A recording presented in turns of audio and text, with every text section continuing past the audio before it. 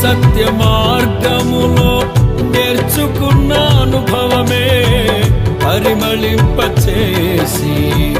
సాక్షిగా నిలిపాయి. కలత చెందక నిలిపినది నీ దివ్య దర్శనమే. గమ్యము చేరే శక్తితో నన్ను నింపి నూతన కృపనిచ్చెను.